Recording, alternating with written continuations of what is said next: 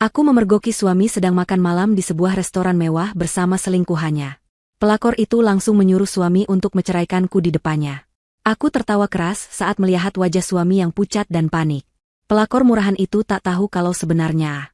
Sebelum ceritanya dimulai, silahkan tulis di kolom komentar dari daerah mana saja teman-teman yang menonton cerita ini. Jangan lupa like dan subscribe agar channel ini bisa semakin berkembang dan bisa mempersembahkan cerita yang lebih menarik lagi. Ada 3 tahap dalam sebuah pengkhianatan. Tahap pertama adalah air mata, saat dunia terasa hancur dan napas terasa sesak oleh rasa sakit. Tahap kedua adalah kehampaan, saat jiwa terasa mati rasa dan semua warna di dunia memudar menjadi kelabu. Indah sudah melewati kedua tahap itu dalam kesunyian kamarnya selama 3 bulan terakhir. Malam ini, ia datang untuk memulai tahap ketiga, pembalasan. Panggungnya adalah The Grand Elysian, restoran paling berkilau di kota, tempat para elit memamerkan kekayaan mereka. Ironisnya, sebagian besar kekayaan di ruangan ini berasal dari pundi-pundi perusahaan keluarganya. Termasuk kekayaan yang sedang dipamerkan oleh suaminya, Usman Adijaya, di meja nomor 17. Cincin kawin yang melingkar di jari manis Indah terasa dingin, seperti borgol. Dulu, benda itu adalah simbol cinta abadinya. Kini, benda itu adalah pengingat 5 tahun kebohongan yang manis. Malam ini ia tidak datang sebagai istri yang tersakiti. Ia datang sebagai seorang sutradara yang akan memulai adegan puncak dari sebuah drama yang naskahnya telah ia tulis sendiri dengan tinta kemarahan. Malam ini bukan malam untuk menangis. Malam ini adalah malam pertunjukan. Dengan langkah yang mantap dan anggun, ia melintasi lobi. Gaun sederhana berwarna biru tua yang ia kenakan mungkin tidak semewah gaun wanita lain, namun memancarkan aura kepercayaan diri yang tidak bisa dibeli. Resepsionis restoran menyambutnya dengan senyum profesional, menanyakan apakah ia sudah memiliki reservasi. Indah hanya tersenyum tipis dan menggeleng. Saya hanya ingin bertemu seseorang. Meja atas nama Usman Adijaya, katanya dengan suara yang jelas dan tenang. Resepsionis itu memeriksa daftar tamunya, lalu dengan sedikit ragu menunjuk ke arah sudut restoran yang memiliki pemandangan terbaik. Di sebelah sana, Ibu. Meja nomor 17. Indah mengucapkan terima kasih, lalu berjalan perlahan melintasi lantai marmer yang mengkilap. Suara denting pelan garpu dan pisau menjadi musik latar dari apa yang akan terjadi selanjutnya. Matanya tidak pernah lepas dari targetnya. Di sana, di meja nomor 17, duduklah suaminya, Usman. Dan di hadapannya, duduk seorang wanita muda dengan gaun merah menyala yang tertawa genit sambil menyentuh lengannya. Wanita itu adalah Reni. Usman tampak begitu bangga, begitu menikmati perannya sebagai pria sukses. Dadanya membusung, senyumnya lebar. Ia tidak sadar bahwa seluruh citra yang sedang ia bangun itu dibiayai oleh warisan keluarga wanita yang sedang ia khianati. Indah terus berjalan, setiap langkahnya terasa seperti detak mundur sebuah bom waktu. Beberapa pasang mata mulai meliriknya, merasakan ada sesuatu yang tidak biasa. Saat Indah hanya berjarak beberapa meter dari meja mereka, Usman akhirnya mengangkat kepala dan melihatnya. Senyum di wajahnya langsung membeku, berganti dengan ekspresi horor murni. Matanya melebar, bibirnya sedikit terbuka, dan warna wajahnya perlahan memudar menjadi pucat. Reni, yang menyadari perubahan ekspresi Usman, berhenti tertawa. Ia mengikuti arah pandang Usman dan melihat Indah yang kini sudah berdiri tepat di samping meja mereka. Alis Reni terangkat, tatapannya memindai Indah dari atas ke bawah dengan pandangan meremehkan. "Selamat malam, Mas Usman," sapa Indah. Suaranya terdengar begitu normal, begitu santai. Sepertinya seru sekali makan malamnya. Usman tergagap. "Indah, kamu sedang apa di sini?" Ia mencoba berdiri, namun kakinya terasa lemas. Sebelum Usman bisa melanjutkan, Reni memotong dengan suara sinis. "Oh, jadi ini istrimu? Kenapa, Mas? Mau melakukan sida? Kasihan sekali," katanya sambil tertawa kecil. "Sepertinya kamu tidak becus mengurus suami, ya, sampai dia harus mencari kebahagiaan di luar." Hinaan itu meluncur tajam dan penuh keyakinan. Indah tidak merespons. Ia hanya menatap Reni dengan tatapan yang sulit diartikan, yang justru membuat Reni semakin menjadi-jadi. "Lihat penampilanmu. Sederhana sekali untuk datang ke tempat seperti ini. Pantas saja Mas Usman bosan. Wanita sepertimu tidak pantas mendampingi pria sukses dan hebat seperti Mas Usman," lanjut Reni, tangannya kini menggenggam erat lengan Usman, seolah memamerkan kemenangannya. Usman berusaha menarik lengannya. "Reni, sudah. Jangan," bisiknya, suaranya bergetar. Ia melirik Indah dengan tatapan memohon. Tapi Usman tidak sadar, ia sudah kehilangan hak untuk memohon apapun dari Indah. Reni sama sekali tidak peduli. Ia merasa berada di atas angin. Mas Usman, tunggu apa lagi? Kamu sudah bilang padaku kalau kamu akan segera menceraikannya. Sekarang ada orangnya di sini. Bilang padanya sekarang juga. Desak Reni, suaranya sedikit meninggi, menarik perhatian beberapa meja di sekitar mereka. Ceraikan dia. Talak 3 sekarang juga. Biar dia sadar di mana posisinya dan berhenti mengganggumu. Permintaan itu menggantung di udara. Suasana menjadi hening. Usman menatap Indah. Wajahnya kini bukan lagi pucat, tapi seputih kertas. Keringat dingin mulai membasahi pelipis dan leher kemejanya yang mahal. Ia tahu persis apa yang dipertaruhkan malam ini. Seluruh hidupnya. Seluruh kemewahan yang ia nikmati. Di tengah keheningan yang mencekam itu, sebuah suara memecahnya. Bukan suara Usman yang terbata-bata, bukan pula suara Reni yang sombong. Melainkan suara tawa. Tawa yang keras, lepas, dan terdengar begitu nyaring. Indah tertawa terbahak-bahak. Kepalanya sedikit mendongak, bahunya bergetar. Tawa itu bukan tawa kebahagiaan, melainkan tawa kemenangan yang dingin dan mutlak.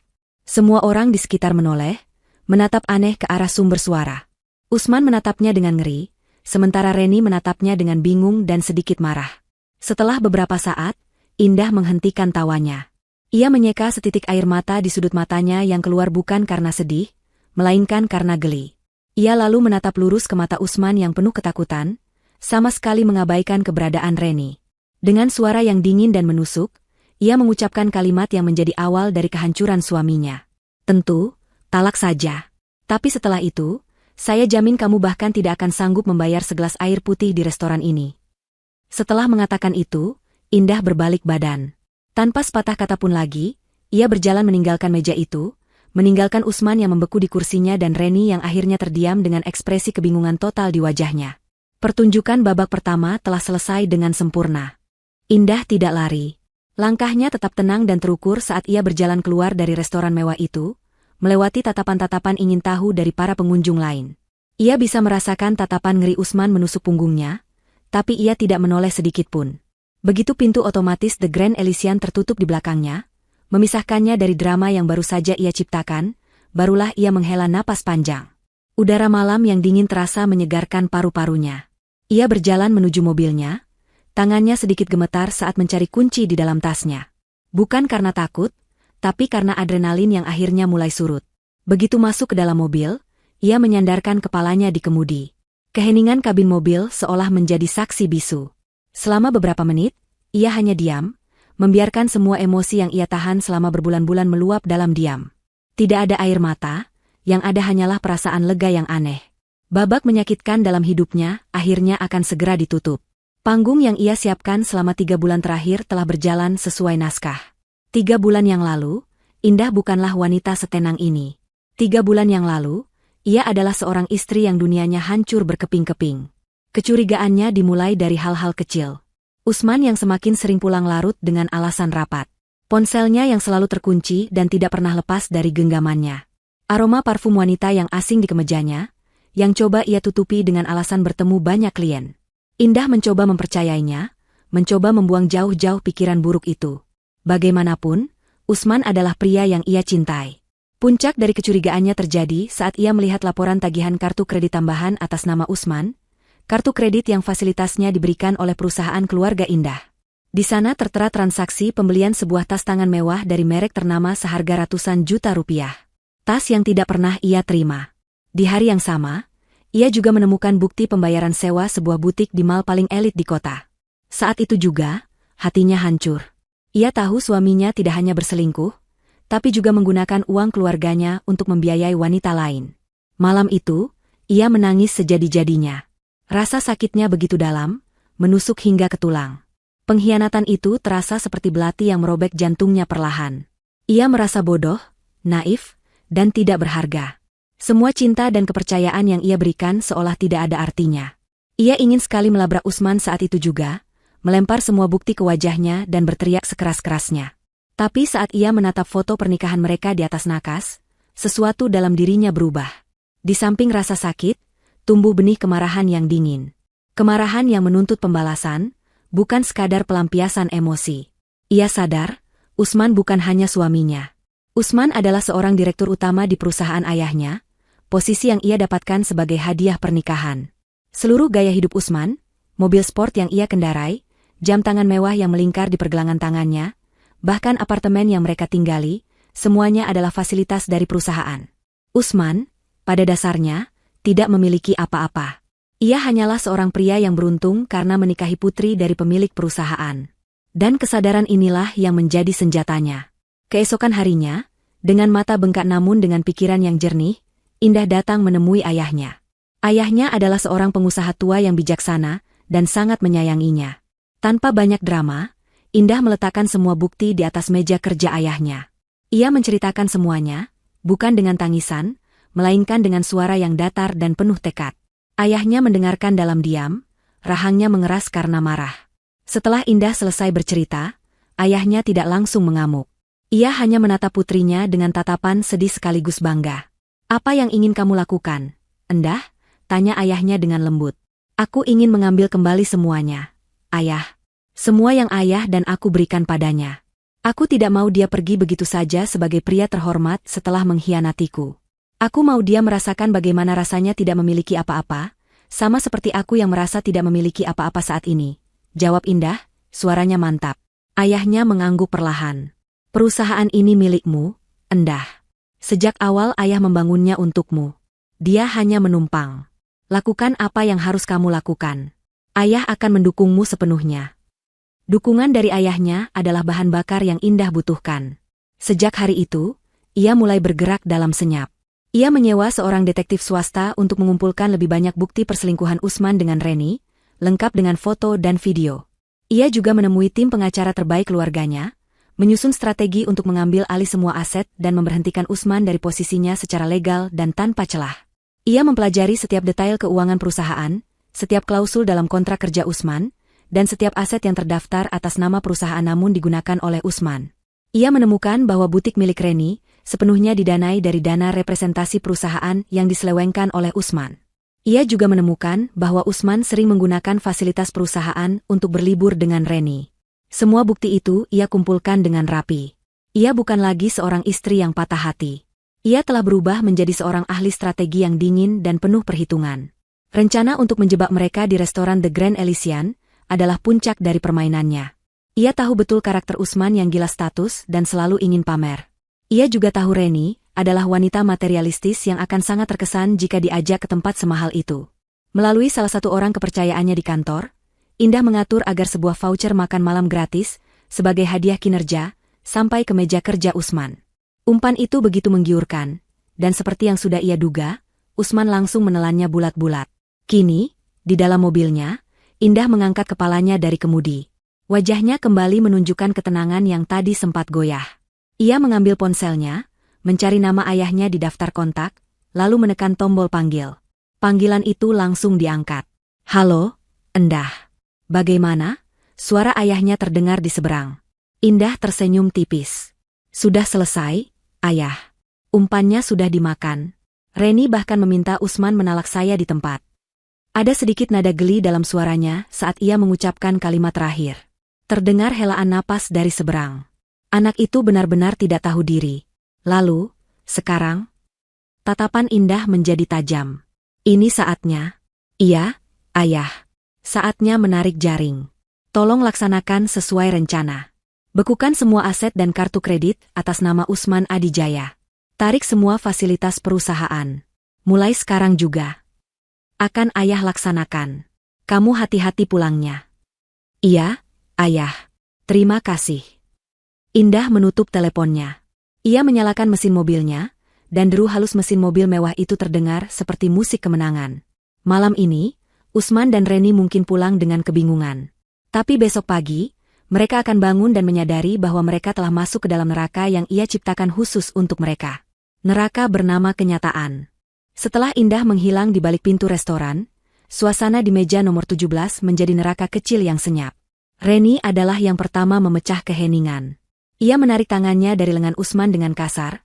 Matanya yang tadi penuh kemenangan kini dipenuhi kebingungan dan amarah. "Apa maksudnya itu tadi, Mas?" Kenapa kamu diam saja waktu dia menertawakan kita? Dan apa maksud kalimat terakhirnya itu? Seolah-olah kamu itu miskin saja. Cerocosnya, suaranya berbisik namun penuh tekanan. Usman tidak menjawab. Ia masih terpaku di kursinya, pikirannya melayang entah kemana.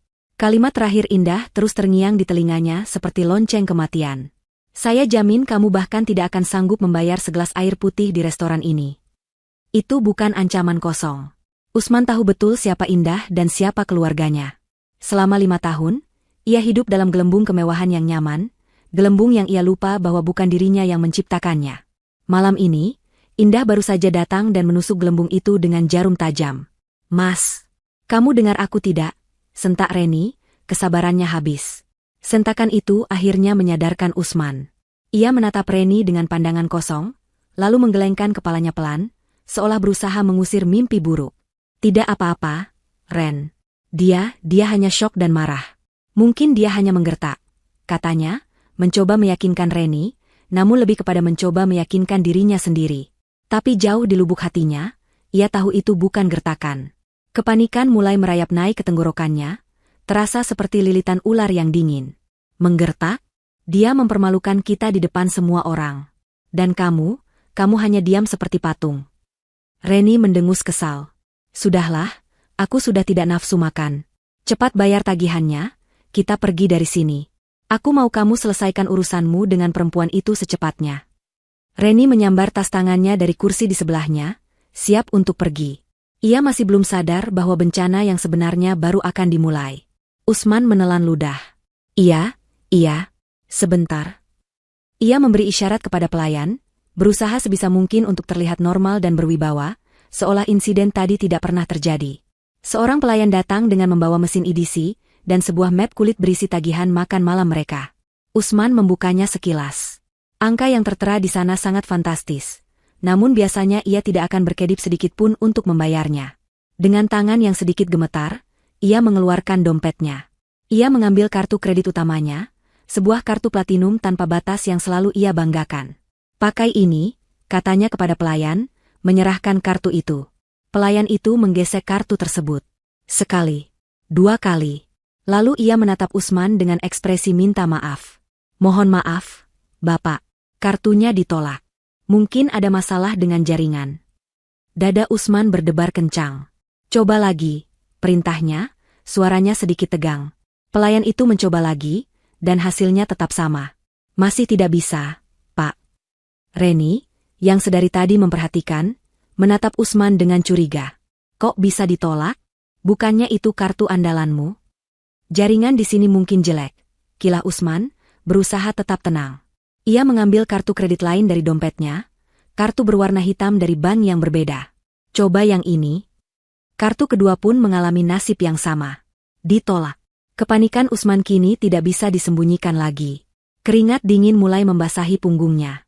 Ia mengeluarkan semua kartu yang ada di dompetnya. Kartu debit, kartu kredit lain, semuanya ia serahkan pada pelayan. Dan hasilnya sama. Ditolak, ditolak, ditolak. Setiap penolakan terdengar seperti pukulan palu di kepalanya. Wajah pelayan itu kini terlihat canggung, sementara beberapa pengunjung di meja sekitar mulai melirik dengan penasaran. Reni menutup wajahnya dengan sebelah tangan, merasa sangat malu. Mas Usman, ini ada apa sebenarnya? Kamu jangan mempermalukanku seperti ini, bisiknya marah. Usman sudah tidak bisa berpikir jernih. Semua yang dikatakan Indah benar. Ini nyata. Ini sedang terjadi. Ia tidak bisa membayar. Ia melirik jam tangan mewah di pergelangan tangannya, satu-satunya benda berharga yang mungkin bisa ia jadikan jaminan. Dengan perasaan terhina yang luar biasa, ia melepas jam itu dan menyerahkannya kepada manajer restoran yang kini sudah berdiri di samping meja mereka dengan wajah serius. Saya akan meninggalkan ini sebagai jaminan, kata Usman, suaranya serak. Saya akan kembali besok pagi untuk melunasinya. Manajer itu menatap jam tangan tersebut, lalu mengangguk singkat. Setelah menyelesaikan urusan yang memalukan itu, Usman berjalan cepat keluar dari restoran, menarik lengan Reni yang terus mengomel di belakangnya. Rasa malu, marah, dan takut bercampur aduk di dalam dirinya. Ia merasa telanjang. Semua topeng kehebatan dan kesuksesan yang ia kenakan selama ini, seolah telah dilucuti paksa oleh Indah di depan umum. Di dalam mobil, suasana terasa sangat tegang. Reni tidak berhenti mengomel. Aku tidak mengerti, Mas. Bagaimana bisa semua kartumu ditolak? Apa kamu punya hutang? Kamu bohong ya sama aku selama ini? Sebenarnya kamu itu punya uang atau tidak? Usman hanya diam, tangannya mencengkeram kemudi dengan erat. Pikirannya kacau. Ia harus menghubungi Indah. Ia harus memohon. Tapi ia tahu itu tidak akan ada gunanya. Saat itulah, ponselnya yang tergeletak di dashboard bergetar. Sebuah pesan masuk. Nama Indah tertera di layar. Dengan tangan gemetar, Usman membuka pesan itu. Pesan itu sangat singkat. Namun setiap katanya terasa seperti tusukan pisau es. Nikmati malam terakhirmu sebagai orang kaya, Mas. Usman membanting setir mobilnya ke sisi jalan dan berhenti mendadak. Ia menunduk, membenamkan wajahnya di kemudi. Napasnya terengah-engah. Semuanya sudah berakhir. Ia tahu itu. Ini bukan hanya tentang kartu kredit yang diblokir. Ini adalah awal dari longsoran salju yang akan menimbunnya hidup-hidup. Reni yang terkejut karena mobil berhenti mendadak, menatapnya dengan marah. Tapi melihat bahu Usman yang bergetar hebat, amarahnya sedikit mereda, berganti dengan perasaan cemas yang aneh.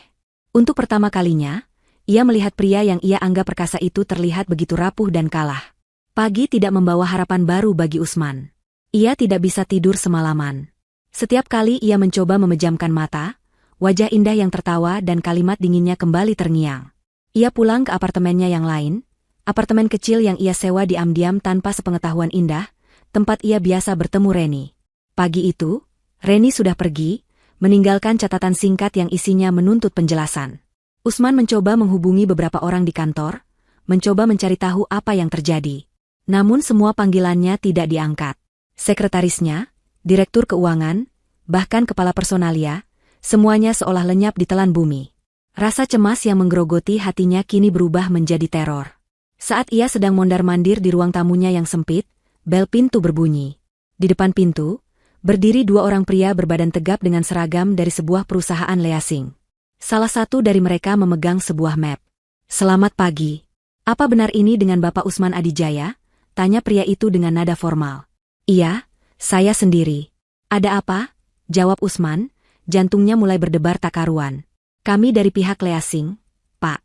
Kami ditugaskan untuk menarik unit mobil sport dengan nomor polisi B1 UDI. Mobil tersebut terdaftar sebagai aset perusahaan milik keluarga Indra Wijaya, dan berdasarkan surat perintah yang kami terima, semua fasilitas atas nama Bapak ditarik kembali efektif per hari ini."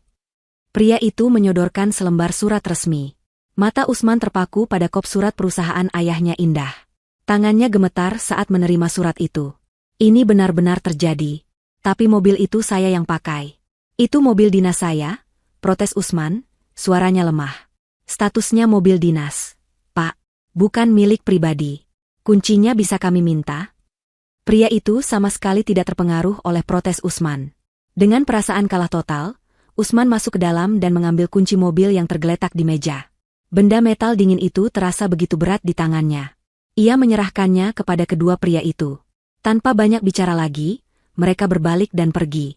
Beberapa menit kemudian, Usman mendengar deru mesin mobil sport kesayangannya dinyalakan, lalu perlahan menjauh, membawa serta sisa-sisa harga dirinya. Di belahan kota yang lain, Reni sedang mengalami paginya yang tak kalah buruk. Ia datang ke butiknya dengan perasaan kesal, berencana untuk melampiaskan amarahnya pada para pegawainya. Namun, ia mendapati pemandangan yang aneh. Pintu kaca butiknya disegel dengan stiker besar berwarna merah dari manajemen mal. Di sampingnya, beberapa petugas keamanan berdiri berjaga. "Ini ada apa? Kenapa toko saya disegel?" tanyanya dengan nada tinggi kepada salah satu petugas. Petugas itu menatapnya datar. "Manajemen mal terpaksa menyegel tempat ini, Bu. Ada tunggakan pembayaran sewa selama 3 bulan terakhir yang belum dilunasi." Reni terbelalak. "Apa? Tidak mungkin. Usman yang selalu membayarnya. Dia membayarnya langsung untuk 1 tahun ke depan. Data kami menunjukkan pembayaran terakhir dilakukan 3 bulan lalu, Bu. Dan pembayaran untuk bulan ini sudah jatuh tempo minggu lalu. Karena tidak ada pembayaran dan tidak ada respons, maka sesuai prosedur, kami harus melakukan penyegelan." Reni panik. Ia segera menelepon Usman. Berkali-kali ia mencoba, namun panggilannya langsung dialihkan ke kotak suara. Amarah dan kepanikan membuatnya tidak bisa berpikir jernih. Dunianya yang penuh kemewahan, yang ia kira ia dapatkan karena pesonanya, ternyata dibangun di atas pondasi kebohongan yang kini mulai runtuh. Butik ini adalah simbol kesuksesannya, bukti bahwa ia berhasil mendapatkan pria kaya yang memanjakannya. Kini, simbol itu telah disegel seperti barang bukti sebuah kejahatan. Sementara itu, Usman akhirnya memutuskan untuk melakukan satu-satunya hal yang bisa ia pikirkan, datang ke kantor. Mungkin jika ia bisa bicara langsung dengan dewan direksi atau bahkan Ayah Indah, ia bisa memperbaiki situasi. Dengan sisa uang tunai di dompetnya, ia memesan taksi online menuju gedung pencakar langit yang menjulang di pusat kota, gedung yang selama 5 tahun ini menjadi simbol kekuasaannya. Namun, penghinaan lain sudah menantinya. Saat ia mencoba masuk melalui pintu lobi khusus direksi, kartu aksesnya tidak berfungsi. Lampu merah kecil berkedip-kedip, menolak aksesnya. Ia mencoba lagi dan lagi, namun hasilnya sama. Dengan terpaksa, ia harus melewati lobi utama yang ramai, di bawah tatapan para karyawan biasa yang dulu selalu menunduk hormat padanya. Beberapa dari mereka kini berbisik-bisik sambil melirik ke arahnya. Ia berjalan menuju meja resepsionis, mencoba menjaga sisa-sisa wibawanya. Kartu akses saya sepertinya bermasalah. Tolong panggilkan bagian IT, katanya. Resepsionis itu menatapnya dengan ekspresi aneh, campuran antara kasihan dan canggung. Mohon maaf, Bapak Usman, tapi... Belum sempat resepsionis itu menyelesaikan kalimatnya, mata Usman tertuju pada sebuah layar digital besar di belakang meja resepsionis. Layar itu biasanya menampilkan profil dan foto jajaran direksi perusahaan. Sesuatu yang ganjil menarik perhatiannya. Di kolom direktur utama, di tempat yang seharusnya memajang fotonya yang tersenyum penuh percaya diri, kini terpampang wajah lain. Wajah itu adalah wajah istrinya, Indah.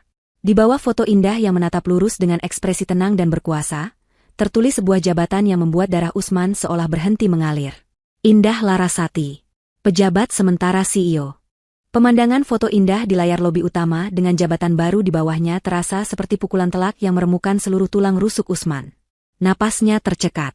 Kakinya mendadak terasa seperti jeli, nyaris tidak mampu menopang berat badannya. Bisikan para karyawan di sekitarnya kini terdengar lebih jelas, seperti dengungan lebah yang mengejek. Semua tatapan terasa seperti jarum, menusuk kulitnya, menguliti sisa-sisa harga dirinya yang terakhir. Ia kini bukan lagi direktur utama yang disegani, melainkan tontonan publik yang menyedihkan. Sebelum ia sempat bereaksi, 2 orang petugas keamanan internal berbadan tegap menghampirinya. Selamat pagi, Bapak Usman, sapa salah satu dari mereka dengan nada formal namun dingin. Ada pesan dari Dewan Direksi. Bapak diminta untuk mengambil barang-barang pribadi Bapak di ruangan Bapak. Kami akan mengantar Bapak. Kalimat itu adalah bentuk pengusiran paling sopan yang pernah Usman dengar. Tidak ada ruang untuk negosiasi. Tidak ada kesempatan untuk bertanya. Ia hanya bisa mengangguk pasrah. Diiringi oleh 2 petugas keamanan di sisi kiri dan kanannya, Usman berjalan menuju lift khusus direksi. Perjalanan singkat menuju lantai teratas gedung itu terasa seperti perjalanan menuju tiang gantungan. Semua karyawan yang berpapasan dengannya hanya menatap dalam diam, tidak ada lagi sapaan hormat atau senyum ramah. Mereka semua tahu. Kabar itu pasti sudah menyebar secepat kilat di seluruh penjuru kantor. Saat pintu lift terbuka di lantai eksekutif, suasana terasa berbeda. Lorong yang biasanya sepi dan berwibawa itu kini terasa tegang. Sekretarisnya yang dulu selalu menyambutnya dengan senyum hangat kini hanya menunduk di mejanya, tidak berani menatap wajah Usman. Pintu ruang rapat dewan direksi yang terbuat dari kaca tebal tampak tertutup rapat. Dari celah tirai otomatis, Usman bisa melihat siluet beberapa orang di dalamnya. Dan di ujung meja, duduk dengan tegak seorang wanita yang sangat ia kenal. Indah. Usman tidak diizinkan mendekati ruang rapat itu. Para petugas keamanan langsung menggiringnya ke ruang kerjanya yang luas, ruangan dengan jendela besar yang menyuguhkan pemandangan seluruh kota. Di atas mejanya yang terbuat dari kayu mahoni mahal, sudah tersedia beberapa kotak kardus kosong. Pesannya sangat jelas, kemasi barangmu dan pergi. Sementara Usman dengan perasaan hancur mulai memasukkan barang-barang pribadinya ke dalam kotak, di dalam ruang rapat, Indah sedang memimpin jalannya rapat luar biasa Dewan Direksi. Penampilannya hari ini sangat berbeda. Ia mengenakan setelan kerja berwarna hitam yang elegan, rambutnya ditata rapi, dan wajahnya menunjukkan ekspresi serius dan fokus. Tidak ada lagi jejak istri sabar yang biasa menunggu di rumah. Di hadapannya kini adalah seorang pemimpin. Selamat pagi, Bapak dan Ibu sekalian. Indah membuka rapat dengan suara yang tenang namun berbobot. Saya tahu penunjukan saya sebagai pejabat sementara CEO terkesan mendadak. Namun, ada beberapa hal krusial yang memaksa kami, selaku perwakilan pemegang saham mayoritas, untuk mengambil tindakan cepat. Di layar proyektor besar di belakangnya, satu persatu dokumen mulai ditampilkan. Laporan keuangan, salinan transaksi bank, bukti transfer, dan bahkan foto-foto. Indah, dengan bantuan pengacara dan tim audit internal yang ia bentuk diam-diam, membeberkan semua penyelewengan dana yang telah dilakukan Usman selama menjabat. Ia menunjukkan bagaimana Usman menggunakan dana representasi perusahaan untuk menyewa apartemen, membiayai butik Reni, dan membeli hadiah-hadiah mewah yang tidak ada kaitannya dengan kepentingan perusahaan. Selama 2 tahun terakhir, Bapak Usman Adijaya telah menyalahgunakan wewenangnya dan mengakibatkan kerugian perusahaan yang ditaksir mencapai miliaran rupiah, jelas Indah dengan data yang akurat, tanpa sedikitpun nada emosional. Dana yang seharusnya digunakan untuk pengembangan bisnis, dialihkan untuk kepentingan pribadinya. Para anggota Dewan Direksi, yang sebagian besar adalah orang-orang kepercayaan ayahnya, menatap layar dengan ekspresi kaget dan marah. Mereka tidak menyangka pria yang mereka kenal sebagai sosok santun dan pekerja keras itu, ternyata melakukan hal separah ini di belakang mereka. Posisi direktur utama yang diberikan kepada Usman memang sebuah hadiah pernikahan, sebuah simbol kepercayaan dari keluarga Indah. Namun, kepercayaan itu kini telah dihancurkan sehancur-hancurnya. Oleh karena itu, lanjut Indah, suaranya semakin tegas, berdasarkan bukti-bukti yang tidak terbantahkan ini, kami secara resmi memberhentikan Bapak Usman Adijaya dari jabatannya sebagai direktur utama, efektif sejak tadi malam. Semua fasilitas dan aset perusahaan yang melekat padanya telah ditarik. Dan perusahaan akan segera melayangkan tuntutan hukum untuk penggelapan dana. Keputusan itu mutlak. Tidak ada yang membantah. Semua anggota dewan setuju. Palu telah diketuk. Tahta yang selama ini diduduki Usman telah resmi direbut kembali oleh sang ratu yang sebenarnya. Setelah rapat selesai, Indah berjalan keluar, diikuti oleh ayahnya dan beberapa direktur senior. Mereka berpapasan dengan Usman yang baru saja selesai berkemas, berjalan tertunduk sambil membawa 2 kotak kardus berisi barang-barangnya, masih dengan pengawalan ketat. Untuk sesaat, pandangan mereka bertemu. Mata Usman penuh dengan keputusasaan, permohonan, dan penyesalan. Namun, mata Indah hanya memancarkan ketenangan yang dingin. Tidak ada lagi cinta, tidak ada lagi belas kasihan. Yang ada hanyalah tatapan seorang CEO kepada mantan karyawan yang telah dipecat karena berkhianat. Indah tidak mengatakan apa-apa. Ia hanya mengangguk singkat kepada petugas keamanan, seolah memberi isyarat agar mereka segera membawa Usman pergi. Kemudian, ia berbalik dan berjalan menuju ruangan yang baru beberapa menit lalu menjadi milik Usman. Ia berhenti sejenak di depan pintu mahoni dengan plakat nama, Usman Adijaya, Direktur Utama. Dengan tenang, ia melepas plakat itu dari pintu. Di tempat lain, Reni yang panik dan marah setelah diusir dari butiknya, memutuskan untuk melakukan satu-satunya hal yang bisa ia pikirkan. Ia akan mendatangi rumah mewah tempat Usman dan Indah tinggal. Ia akan membuat perhitungan dengan Indah, wanita yang ia anggap sebagai biang keladi dari semua masalahnya. Dengan menaiki taksi, ia tiba di depan gerbang sebuah rumah megah di kawasan elit. Namun, harapannya untuk membuat keributan langsung pupus. Gerbang rumah itu terkunci rapat. Ia mencoba menekan bel berkali-kali, namun tidak ada jawaban. Saat ia sedang berteriak-teriak memanggil nama Usman, seorang satpam keluar dari pos jaga. "Cari siapa, Mbak?" tanya satpam itu dengan wajah datar. "Saya mau bertemu Usman." "Saya kekasihnya," jawab Reni dengan angkuh. Rasa malu dan marah membakar Reni hingga ke ubun-ubun. Hinaan tertulis dari Indah terasa 1000 kali lebih menyakitkan daripada bentakan. Ia meremas kertas itu hingga menjadi bola kecil, seolah sedang meremas leher Indah. Pria yang ia puja, yang ia kira adalah sumber kekayaan tak terbatas, ternyata hanyalah seorang penipu yang kini diusir dari rumahnya sendiri. Dan ia, Reni, telah salah mempertaruhkan segalanya pada kuda yang salah. Dalam keputusasaan, ia mencoba menghubungi Usman lagi. Kali ini, panggilannya diangkat. Suara Usman di seberang terdengar serak dan putus asa. "Halo? Mas, ini ada apa sebenarnya?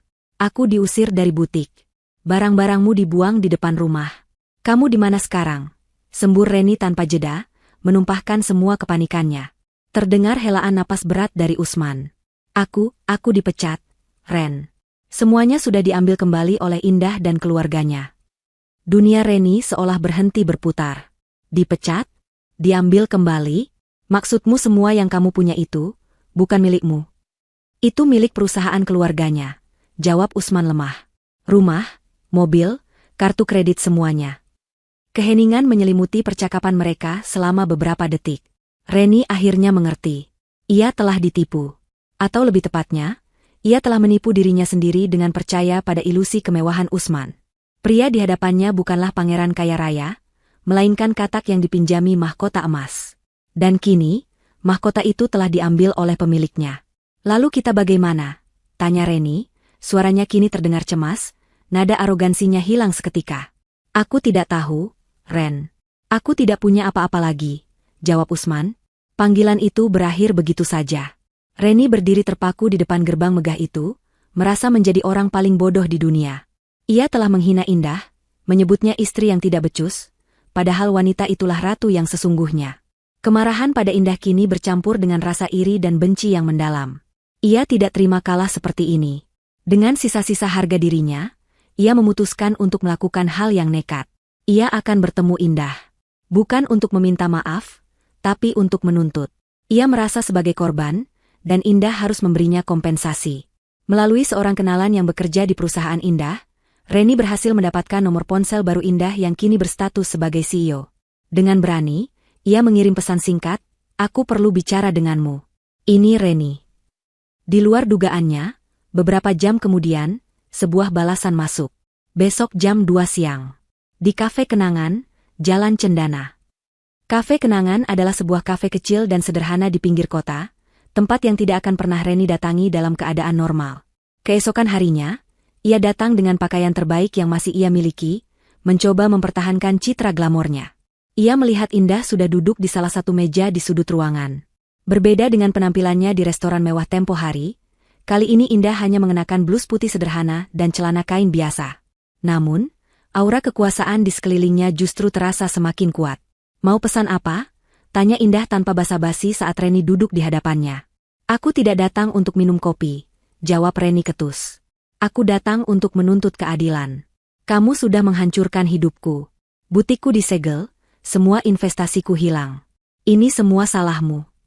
Indah hanya menatapnya dengan tenang, seolah sedang mendengarkan rengekan anak kecil. Ia menyesap teh hangatnya perlahan sebelum menjawab. "Salahku? Bukankah kamu yang dengan sadar memilih untuk menjalin hubungan dengan suami orang? Bukankah kamu yang menikmati uang yang bukan hakmu? Di mana letak kesalahanku? Usman bilang dia mencintaiku. Dia bilang akan menceraikanmu.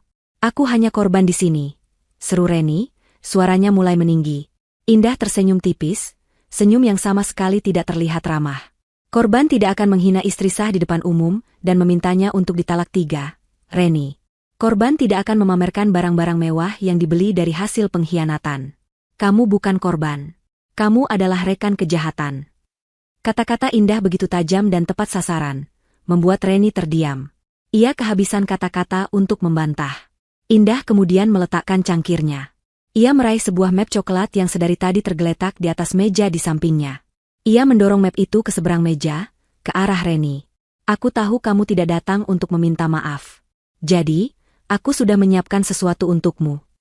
Dengan ragu, Reni membuka map itu. Matanya terbelalak saat melihat isinya. Di dalamnya bukan hanya berisi foto-foto mesranya dengan Usman. Lebih dari itu, di sana ada tumpukan dokumen yang merinci semua hutangnya pada berbagai aplikasi pinjaman online sebelum ia bertemu Usman. Ada juga beberapa laporan singkat dari pria-pria lain yang pernah ia dekati, yang isinya serupa. Reni mendekati mereka, memanfaatkan kekayaan mereka, lalu menghilang. Dokumen itu adalah riwayat hidupnya sebagai seorang penipu ulung. "Aku tahu siapa kamu sejak awal, Reni," kata Indah dengan suara rendah namun mengancam. "Aku tahu Usman bukan korban pertamamu. Aku sengaja membiarkannya. Tapi kesabaranku ada batasnya. Dan kamu, dengan arogansimu, telah melewati batas itu." Reni menatap Indah dengan ngeri. Tangannya yang memegang dokumen itu mulai gemetar hebat. Ia merasa seperti tikus yang terpojok, berhadapan dengan seekor ular yang siap memangsa. "Aku punya cukup bukti di sini untuk membuat namamu terkenal di seluruh media sosial, karena alasan yang salah. Aku bisa membuatmu tidak akan pernah lagi bisa menipu pria manapun di kota ini," lanjut Indah, matanya menatap tajam. "Tapi hari ini aku sedang berbaik hati. Aku hanya ingin kamu menghilang dari kehidupanku dan kehidupan Usman." Indah berdiri dari kursinya. Ia meletakkan beberapa lembar uang di atas meja untuk membayar minumannya. "Map itu boleh kamu bawa pulang. Anggap saja sebagai kenang-kenangan. Sekarang pergilah, sebelum aku berubah pikiran."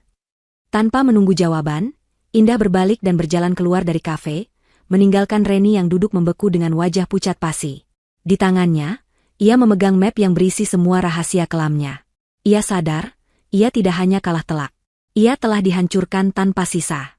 Satpam itu menatapnya dari atas ke bawah. Bapak Usman sudah tidak tinggal di sini lagi. Apa maksudmu? Ini kan rumahnya.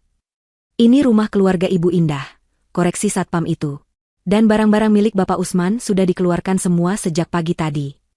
Satpam itu menunjuk ke arah samping gerbang. Di sana, teronggok beberapa kotak kardus yang isinya berantakan, persis seperti kotak yang dibawa Usman dari kantornya.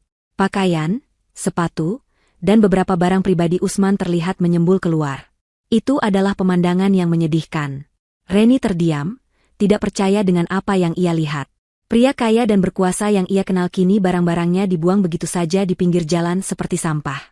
Saat ia masih terpaku, Satpam itu menyodorkan secari kertas kecil kepadanya. Oh iya, tadi Ibu Indah meninggalkan ini untuk Mbak. Dengan tangan gemetar, Reni mengambil kertas itu dan membukanya. Tulisan tangan Indah yang rapi tertera di sana. Pesannya singkat, namun lebih menghina daripada tamparan. Barang-barang kekasihmu ada di sini. Mungkin ada sesuatu yang bisa kamu jual. Beberapa hari setelah pertemuannya dengan Reni, Usman hidup seperti hantu. Ia menghabiskan sisa uang tunainya untuk menyewa kamar motel yang sempit dan pengap di pinggiran kota. Dinding kamarnya tipis, membiarkan suara bising lalu lintas dan pertengkaran tetangga masuk tanpa saringan. Setiap sudut ruangan itu seolah meneriakkan kata, kegagalan. Ia sudah mencoba menghubungi semua orang yang ia kenal. Teman-teman yang dulu sering ia traktir makan malam mahal, rekan bisnis yang dulu memujinya. Namun, semua pintu seolah tertutup rapat. Berita tentang pemecatannya yang memalukan sudah menyebar, dan tidak ada seorang pun yang mau berurusan dengan pria yang telah jatuh. Telepon genggamnya menjadi satu-satunya penghubung ke dunia yang telah menolaknya. Berkali-kali dalam sehari, ia mencoba menghubungi Indah. Ia mengirim puluhan pesan, memohon, merengek, menyalahkan Reni, bahkan mengungkit semua kenangan indah di awal pernikahan mereka. Semua usahanya hanya bertemu dengan kebisuan. Pesannya hanya dibaca, tanpa ada satupun balasan. Keputusasaan mulai melumpuhkannya. Ia sadar ia tidak bisa lari. Indah tidak hanya mengambil kembali hartanya, tetapi juga menjeratnya dalam sangkar tak terlihat. Hingga pada suatu sore yang mendung, sebuah pesan akhirnya masuk ke ponselnya. Bukan dari Indah, melainkan dari nomor yang tidak ia kenal. Pesan itu singkat dan formal, dengan hormat, Bapak Usman Adijaya. Anda diminta untuk hadir di kantor hukum Wijoyo Partners besok pagi pukul 10, untuk membahas perihal penyelesaian aset dan status perkawinan Anda dengan Ibu Indah Larasati. Kehadiran Anda bersifat wajib. Di bawah pesan itu tertera alamat sebuah gedung perkantoran megah di pusat distrik bisnis. Jantung Usman berdebar kencang. Ini dia. Momen penentuan nasibnya. Ada sedikit percik harapan di dalam hatinya. Mungkin Indah akhirnya mau bernegosiasi. Mungkin jika ia memohon dengan sungguh-sungguh, ia bisa mendapatkan sedikit belas kasihan. Keesokan paginya, Usman mengenakan kemeja terbaik yang tersisa, yang sudah tampak sedikit lecek karena tidak disetrika. Ia harus naik bus kota yang penuh sesak untuk mencapai gedung itu, sebuah pengalaman yang sudah lama tidak ia rasakan. Berdesakan dengan orang-orang, mencium aroma keringat dan polusi, ia merasa seperti orang asing di kotanya sendiri.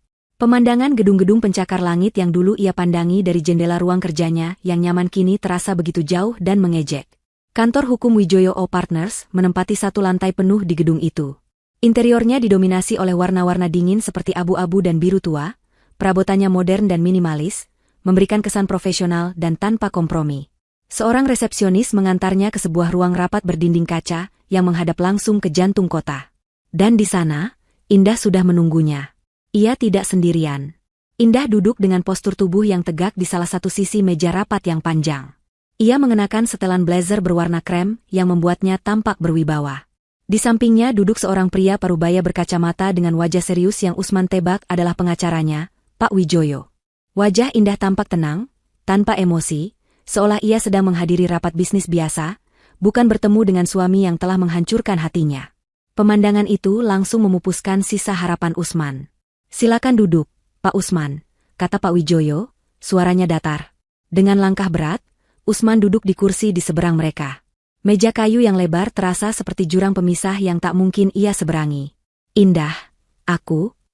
Usman memulai, suaranya serak. Aku minta maaf. Aku tahu aku salah. Aku benar-benar menyesal. Reni yang menjebakku, dia. Cukup, potong Indah dengan lembut, namun nadanya tidak menyisakan ruang untuk perdebatan. Kita di sini bukan untuk membahas itu. Kita di sini untuk menyelesaikan semuanya secara profesional. Usman terdiam. Panggilan, aku kamu, yang intim telah hilang, digantikan oleh suasana formal yang kaku. Indah kemudian memberi isyarat kepada pengacaranya. Pak Wijoyo mendorong dua tumpukan dokumen tebal ke tengah meja. Di hadapan Bapak ada dua dokumen, jelasnya sambil menunjuk tumpukan pertama. Ini adalah surat kesepakatan perceraian. Isinya menyatakan bahwa Bapak setuju untuk bercerai tanpa menuntut harta gonogini, tunjangan, atau aset apapun dari Ibu Indah. Mengingat semua aset yang Bapak nikmati selama ini adalah milik keluarga Ibu Indah atau merupakan fasilitas perusahaan, maka secara hukum Bapak memang tidak memiliki hak atas apapun. Usman menelan ludah. Ia sudah menduga ini, tapi mendengarnya diucapkan secara langsung terasa seperti tamparan.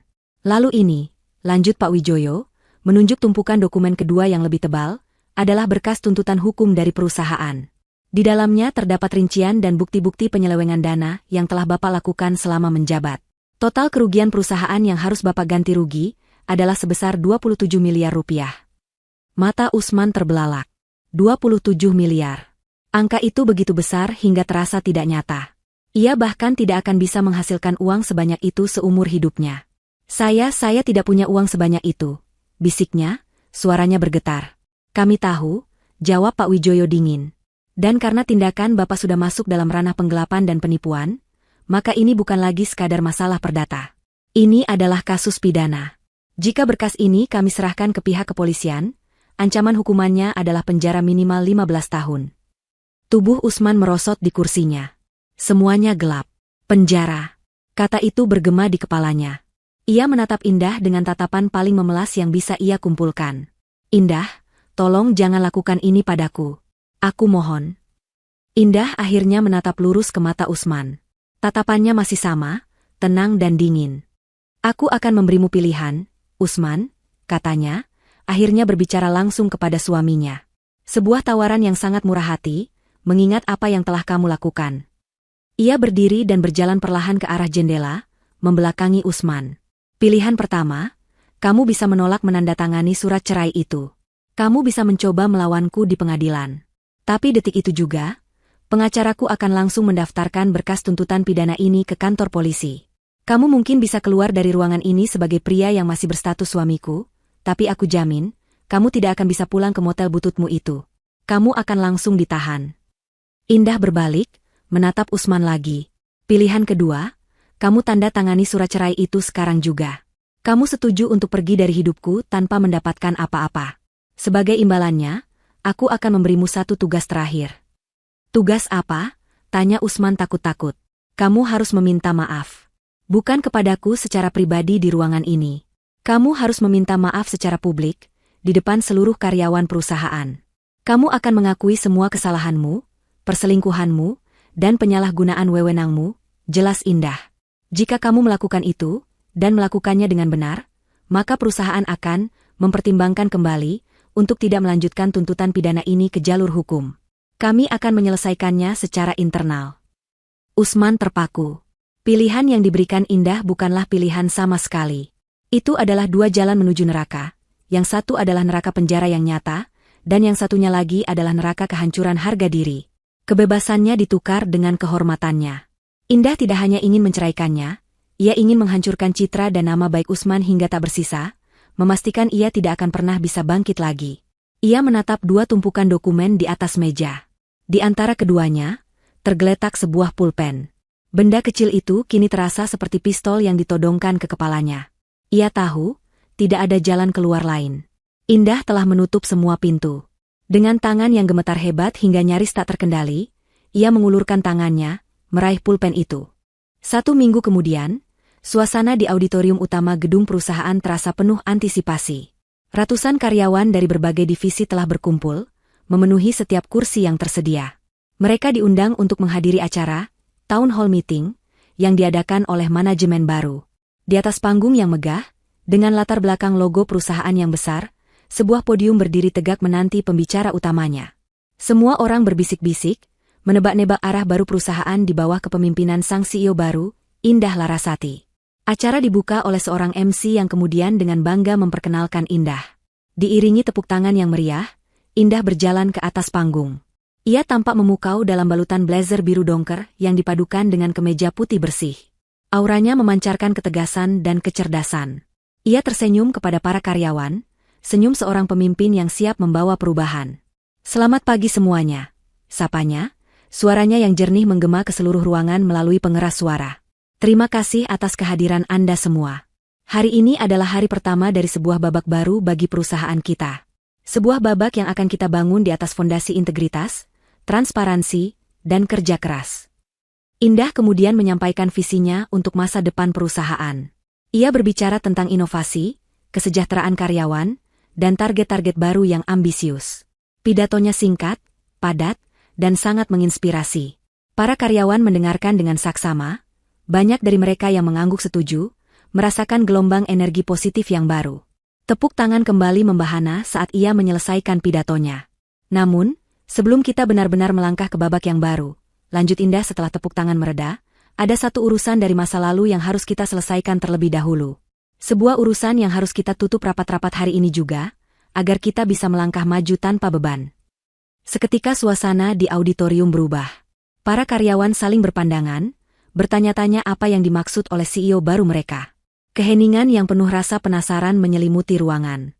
Indah kemudian menatap ke arah pintu utama di belakang auditorium. Sesuai isyaratnya, kedua daun pintu itu terbuka lebar. Dua orang petugas keamanan masuk, mengapit seorang pria yang berjalan dengan kepala tertunduk. Pria itu adalah Usman. Seluruh mata di ruangan itu kini tertuju padanya. Jika penampilannya di kantor pengacara sudah menyedihkan, penampilannya hari ini jauh lebih buruk. Ia mengenakan kemeja yang sama dengan yang ia pakai seminggu lalu, kini tampak semakin kuyu dan tidak terawat. Wajahnya pucat, matanya kosong, dan ada lingkaran hitam tebal di bawahnya. Ia tampak seperti orang yang telah kehilangan jiwanya. Gasps dan bisikan kaget terdengar dari berbagai sudut. Ini adalah pria yang selama 5 tahun mereka kenal sebagai direktur utama yang angkuh dan perfeksionis. Melihatnya digiring seperti seorang pesakitan adalah sebuah pemandangan yang surreal. Perjalanan dari pintu belakang menuju panggung terasa seperti perjalanan ribuan kilometer bagi Usman. Ia harus melewati lorong di antara deretan kursi, melewati wajah-wajah mantan bawahannya. Ia bisa merasakan tatapan mereka, campuran antara kasihan, kaget, dan cemoohan. Ia tidak berani mengangkat wajahnya. Lantai di bawah kakinya adalah satu-satunya hal yang berani ia tatap. Saat tiba di atas panggung, Indah sudah menunggunya di samping podium. Tanpa ekspresi, Indah menyerahkan selembar kertas kepadanya. "Bicaralah," hanya itu yang Indah katakan. Suaranya pelan namun terdengar jelas di mikrofon yang masih menyala. Dengan langkah gontai, Usman menuju podium. Ia meletakkan kertas itu di atasnya, namun ia bahkan tidak sanggup membacanya. Tangannya mencengkeram sisi-sisi podium untuk menopang tubuhnya yang lemas. Ia menarik napas dalam-dalam, lalu mulai berbicara. Suaranya terdengar parau dan bergetar. "Selamat pagi, Bapak, Ibu, dan rekan-rekan semua," ia memulai, suaranya nyaris tidak terdengar. Saya Usman Adijaya, mantan direktur utama kalian." Ia berhenti sejenak, menelan ludah yang terasa pahit. "Saya berdiri di sini hari ini, bukan sebagai pemimpin kalian, tapi sebagai seorang pecundang. Saya berdiri di sini untuk mengakui semua kesalahan saya." Keheningan di auditorium terasa begitu pekat, seolah bisa diiris dengan pisau. "Selama ini, kalian semua mungkin mengenal saya sebagai sosok yang sukses. Tapi itu semua bohong. Jabatan yang saya emban, kemewahan yang saya nikmati, itu semua bukanlah hasil kerja keras saya. Itu semua adalah pemberian, sebuah hadiah atas kepercayaan yang diberikan oleh perusahaan dan keluarga Ibu Indah Larasati. Dan kepercayaan itu telah saya hianati." Lanjutnya, suaranya kini terdengar pecah. "Saya telah menyalahgunakan wewenang saya. Saya telah menggunakan uang perusahaan untuk kepentingan pribadi saya. Saya telah menipu Anda semua." Ia kemudian mengangkat kepalanya sedikit, memberanikan diri menatap ke arah Indah yang berdiri tak jauh darinya. "Dan yang terburuk, saya telah mengkhianati istri saya. Wanita yang telah memberikan saya segalanya, namun saya balas dengan perselingkuhan dan kebohongan. Saya minta maaf," katanya lirih, air mata akhirnya mulai menetes di pipinya. "Saya minta maaf kepada Dewan Direksi. Saya minta maaf kepada Anda semua, para karyawan yang telah bekerja keras. Dan, saya minta maaf kepadamu, Indah. Pengakuan itu selesai. Usman berdiri gemetar di belakang podium, hancur dan telanjang di hadapan ratusan pasang mata. Ia telah melakukan tugasnya. Ia telah menukar harga dirinya dengan kebebasannya. Indah berjalan mendekat dan mengambil alih mikrofon. Ia tidak menatap Usman. Ia menatap lurus ke arah para karyawan. Anda semua sudah mendengarnya. Ini adalah akhir dari sebuah era yang dibangun di atas kebohongan. Kemudian, ia menoleh sedikit ke arah Usman yang masih tertunduk. Terima kasih, Bapak Usman, atas pengakuannya. Anggap saja ini surat referensi terburuk yang pernah Anda dapatkan. Kalimat itu, diucapkan dengan nada dingin dan datar, adalah pukulan terakhir yang menghancurkan sisa-sisa jiwa Usman. Indah kemudian memberi isyarat dengan tangannya. Satpam, tolong antar Bapak ini ke pintu keluar. Dua petugas keamanan yang tadi mengantarnya naik ke atas panggung dan memegang lengan Usman. Mereka membawanya turun dari panggung dan menyusuri lorong yang sama. Tidak ada yang bersuara. Auditorium itu senyap, menjadi saksi dari kejatuhan seorang pria. Setelah Usman menghilang di balik pintu, Indah kembali menghadap para karyawannya. Wajahnya kini terlihat lebih lega, lebih cerah. Masa lalu sudah kita tutup. Sekarang, mari kita mulai babak baru. Keheningan pecah. Sebuah tepuk tangan dimulai dari barisan depan, lalu dengan cepat menyebar ke seluruh ruangan, berubah menjadi tepuk tangan yang riuh dan gemuruh. Itu adalah tepuk tangan dukungan, tepuk tangan untuk awal yang baru, tepuk tangan untuk sang ratu yang telah membersihkan istananya. Indah berdiri tegak di tengah panggung, membiarkan suara itu menyelimutinya. Kemenangannya kini terasa lengkap dan mutlak. 6 bulan berlalu sejak hari di mana Usman Adijaya dilucuti dari semua kehormatannya. Waktu berjalan tanpa ampun, menggiling nasib mereka yang telah jatuh dan memoles takdir mereka yang bangkit. Bagi Indah, 6 bulan itu adalah periode transformasi. Ia bekerja tanpa lelah, membersihkan sisa-sisa manajemen buruk yang ditinggalkan Usman, dan menanamkan budaya baru yang berlandaskan integritas. Ia membuktikan bahwa dirinya lebih dari sekadar pewaris, ia adalah seorang pemimpin sejati. Namun, bagi Reni dan Usman, 6 bulan itu adalah perjalanan panjang menuruni jurang tanpa dasar. Bagi Reni, hidup menjadi pelajaran tentang gravitasi. Semua yang naik dengan cara yang salah, pasti akan jatuh dengan cara yang paling menyakitkan. Setelah pertemuan terakhirnya dengan Indah di kafe sederhana itu, ia hidup dalam ketakutan. Map berisi dosa-dosanya di masa lalu terasa seperti bom waktu yang bisa meledak kapan saja. Berita tentang pengakuan publik Usman menyebar di kalangan sosialita, dan namanya ikut terseret ke dalam lumpur. Ia dicap sebagai pelakor murahan yang gagal total. Teman-teman palsunya yang dulu sering menemaninya berbelanja kini memblokir nomornya. Pintu ke dunia glamor telah tertutup dan dikunci rapat di depan wajahnya. Putus asa dan terlilit hutang dari pinjaman online yang bunganya terus mencekik. Ia terpaksa menjual semua barang mewah yang pernah ia banggakan. Tas, sepatu, perhiasan, semua ia lepas dengan harga murah demi menyambung hidup. Dengan tidak adanya keahlian lain selain penampilan, ia terpaksa mencari pekerjaan apapun yang bisa ia dapatkan. Setelah puluhan penolakan, akhirnya ia diterima bekerja. Bukan sebagai manajer butik atau konsultan mode, melainkan sebagai pelayan di sebuah restoran keluarga yang selalu ramai di pusat perbelanjaan kelas menengah. Setiap hari adalah siklus penghinaan yang berulang. Ia harus mengenakan seragam polyester yang panas dan tidak pas di badan. Ia harus tersenyum ramah pada pelanggan yang seringkali kasar, membersihkan sisa makanan dari meja, dan menahan sakit di kakinya setelah berdiri selama 10 jam.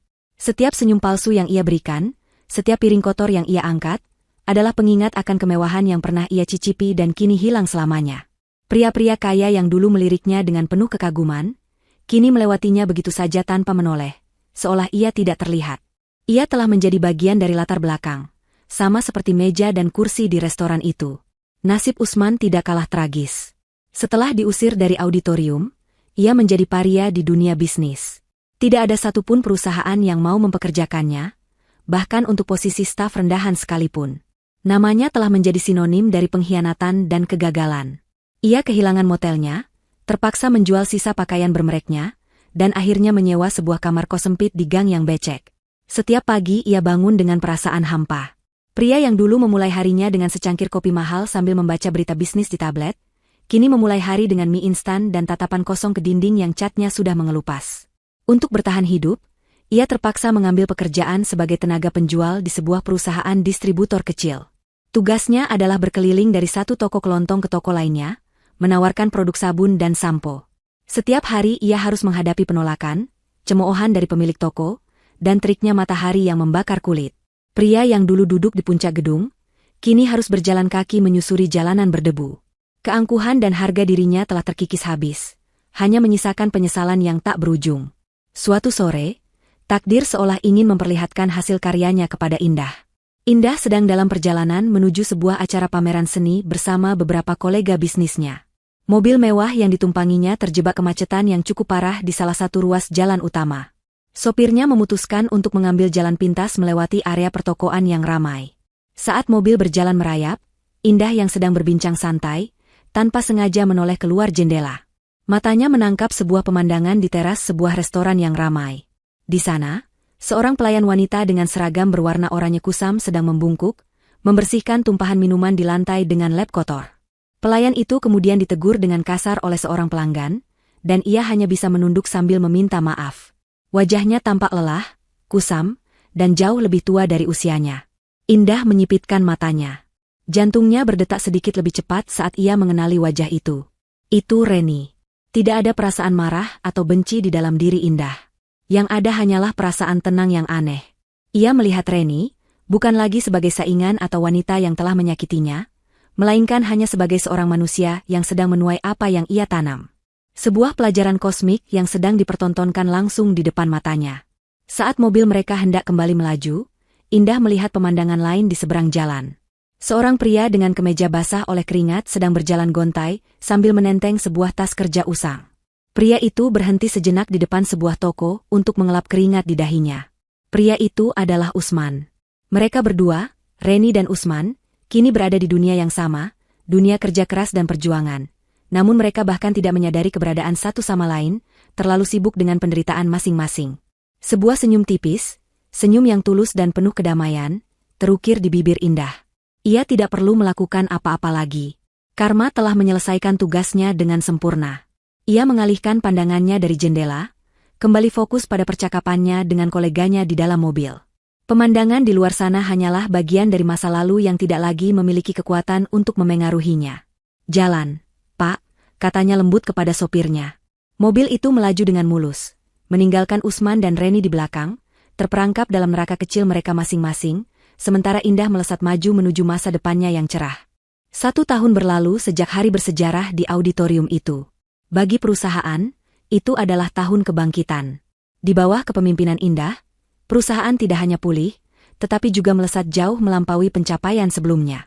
Indah membawa gaya kepemimpinan yang segar, menggabungkan ketegasan ayahnya dengan empati dan inovasi modern.